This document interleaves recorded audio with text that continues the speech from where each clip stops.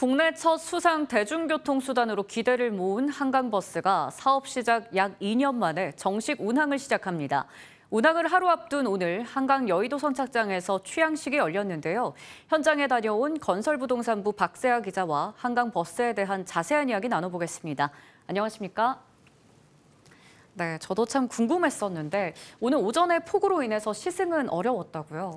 네, 아쉽게도 폭우로 인한 기상 악화에 시승식은 취소가 됐습니다. 시승 행사 때마다 아쉬움이 남는데요. 지난 7월 시험 운항을 체험했을 때는 실내 냉방 시설이 제대로 작동하지 않아서 무더위 속에 진땀을 빼야 했습니다.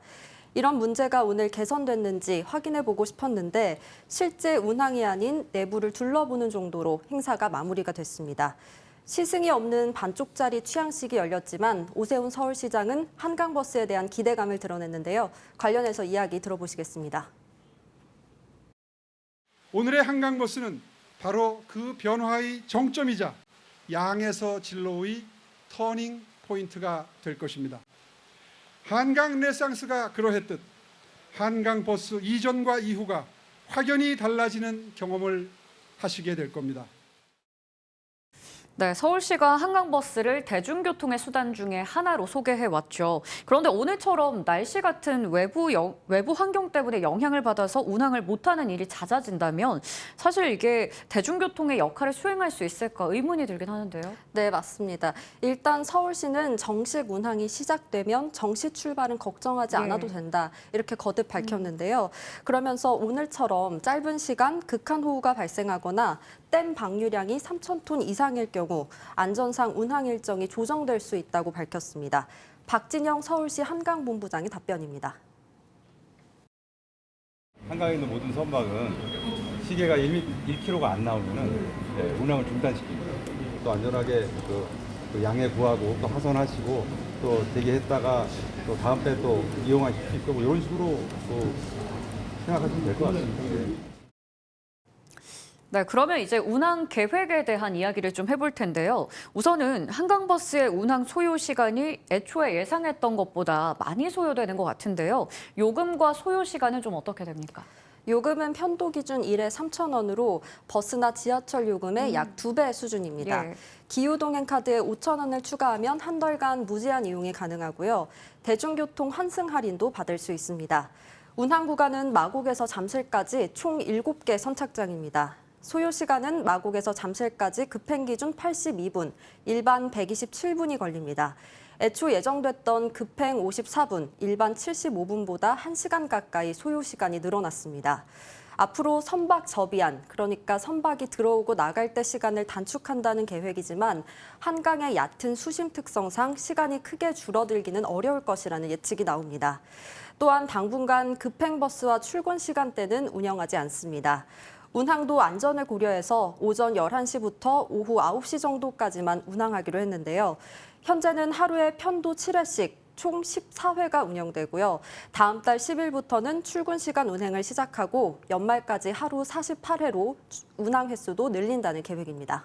네, 말씀을 들어보니까 이게 과연 출퇴근의 대중교통 수단으로 잘 이용될 수 있을까 이런 걱정이 좀 들긴 하거든요. 네, 현실적으로 출퇴근 대중교통 수단보다는 관광 목적으로 활용될 가능성이 높아 보입니다.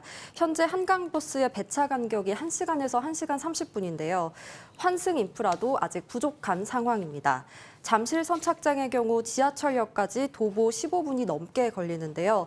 서울시는 이에 대해서 모든 선착장에 따릉이 배치를 완료했다고 밝혔습니다.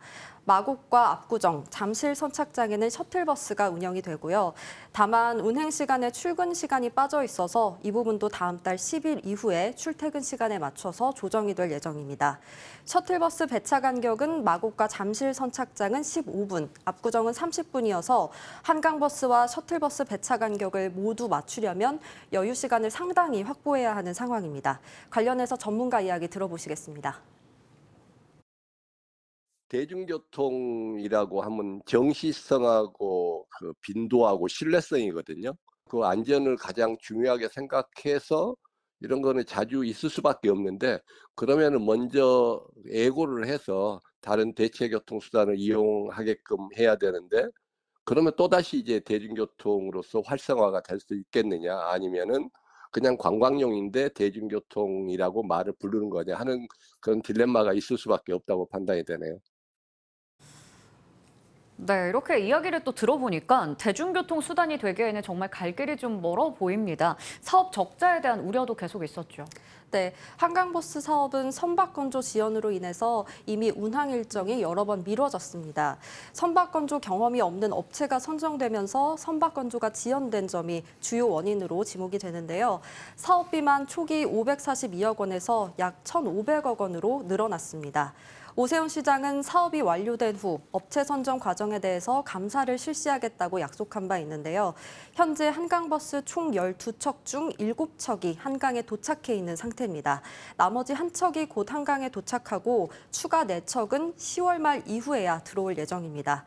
다만 서울시는 모든 선착장 1, 2층의 식음료 시설 그리고 3층 카페 일부를 직영으로 운영해서 재원 마련에 도움이 될 것으로 기대하고 있습니다.